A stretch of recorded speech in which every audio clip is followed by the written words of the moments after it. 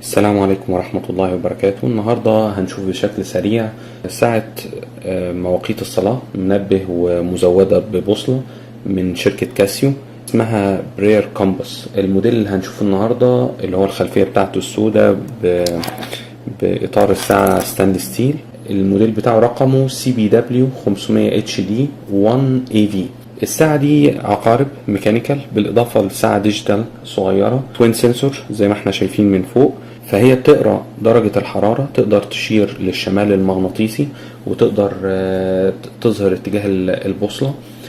فيها مواقيت الصلاة مبرمجة بشكل آلي لحوالي 70 مدينة حول العالم، بالإضافة أن هي تقدر تعرض التاريخ الهجري أو التقويم الهجري أو عمر القمر اللي هو بيسموه المون إيج، بالإضافة للتقويم الميلادي. فيها 5 منبهات يومية ينفع أن هم يتظبطوا، بالإضافة لمنبه مرة واحدة، بالإضافة فيها ستوب ووتش وكاونت داون تايمر العد التنازلي، ونقدر أن احنا ندخل فيها اللوكيشن أو الإحداثيات الطول والعرض بتاعت اي موقع تاني لو هي مش مسجل فيها، وتقدر ان هي تعرض مواقيت الصلاة له بنجاح وتشير اتجاه البوصلة للمكان ده بشكل ممتاز.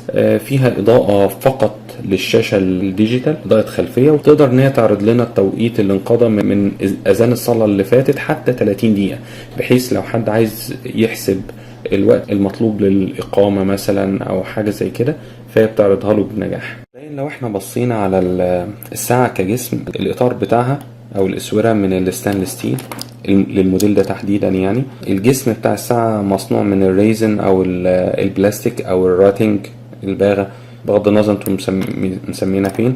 لو لاحظت هتلاقي طبعا الساعة انها مستخدمة بقالها فترة، فبدأ ان اللون الفضي يروح. الاسورة بتاعت الساعة اللي من هنا او الاطار ده مصنوع من الالومنيوم. الزجاج بتاع الساعة مش زجاج فعلي، وانما مصنوع من الراتنج برضو او البلاستيك، فهو سهل الخدش زي ما انتم شايفين.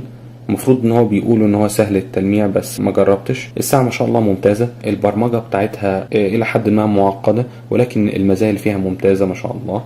اقدر ان انا اخش على الخصائص المختلفة للساعة واعرضها من خلال زرار المود. يعني مثلا ده الوضع الطبيعي بتاع عرض الساعة والتاريخ، اقدر اشوف التاريخ الميلادي والهجري من هنا. عايز ان انا اضغط على المود يعرض اوقات الصلاة للتاريخ الميلادي اللي كان ظاهر على الشاشة اللي هو تاريخ اليوم بشكل تلقائي. لو ضغطت على المود يظهر لي التقويم الهجري للتقويم الميلادي ده. لو حابب اظهر التقويم الهجري لتقويم ميلادي محدد اقدر اغيره من هنا. السيرمو اللي هو عرض درجة الحرارة، طبعا لازم اسيب الساعة فترة، كانت على ايدي دلوقتي عشان كده درجة الحرارة بتبقى مش طبيعية. ادوس على مود يظهر لي المنبهات، في 5 منبهات يومية اقدر اغيرها من هنا، 1 2 3 4 5. ممكن الساعة ان هي تطلع صوت على رأس كل ساعة، الساعة 12 الساعة 1 2 3 وهكذا. ادوس على مود ده الستوب ووتش، ادوس تاني ده اللي هو التايمر، وارجع تاني للوضعية بتاعت الساعة بتاعتي. لظبط الموقع واليوم والتاريخ بتاع الساعة بتأكد ان انا الشاشة الصغيرة اللي عندي الديجيتال بتظهر الوقت او التاريخ الميلادي او الهجري، وادوس ضغطة طويلة لمدة 2 ثواني على زرار ادجاست لغاية ما يظهر لي كلمة ادجاست على الشاشة اللي من تحت. بيظهر لي فيها الموقع، لو انا عايز اغيره بغيره من الزرارين دول اللي هو مكتوب عليه قبلة او صلاة. في طبعا عندنا طريقتين لتغيير الموقع، اما لو انا موجود في مدينة مسجلة بالفعل، يعني حاليا في الرياض فاقدر استخدم الرياض زي ما انتم شايفين، او ان انا موجود في مدينة غير مسجلة. لو افترضنا ان انا موجود في مدينة الخبر فاقدر ان انا احط الاحداثيات بتاعتها الطول والعرض.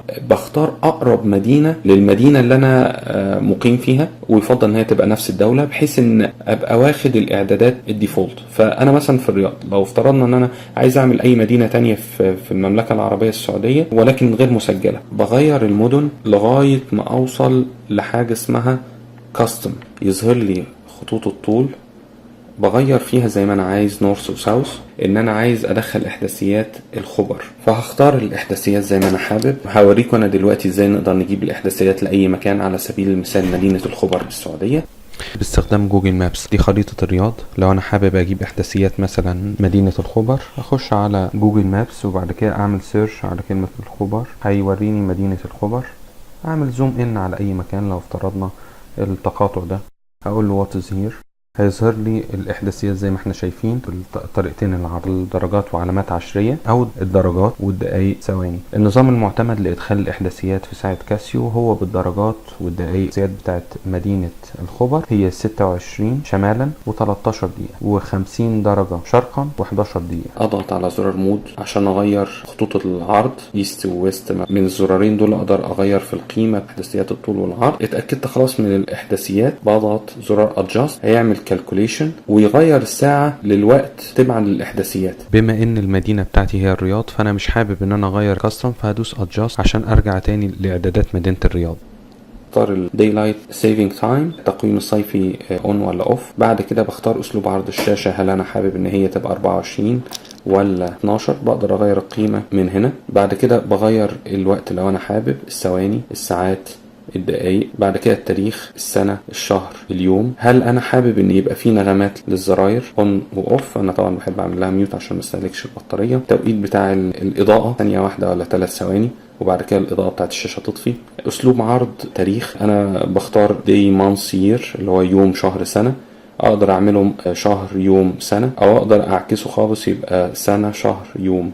بختار الرياض، بيظهر لي خطوط الطول والعرض محفوظة لموقع الرياض. أقدر إن أنا أغيرها لو حابب لأي مدينة تانية، بدل ما أختار المدن واختار مواقيت الصلاة وغيره. ده بالنسبة لخطوط الطول. خطوط العرض دي المسجلة بتاعتها لو حابب إن أنا أعدل أي شيء. وبعد كده بدوس adjust، بيقوم عامل لي calculation طبقا للموقع الجديد بتاع الرياض، وبيختار الساعة 3 عصرا و54. ظهر لي التقويم الهجري، لو ضغطت كده يظهر لي الساعة، كده يظهر لي التقويم الميلادي. ده كان عرض سريع لأهم الخصائص وطرق ضبط ساعة براير كامبس أو بوصلة الصلاة من شركة كاسيو. حالة وجود أي سؤال ما تترددش إن أنت تحط كومنت للفيديو، بإذن الله أرد عليه في أسرع وقت. شكرا لكم، والسلام عليكم ورحمة الله وبركاته.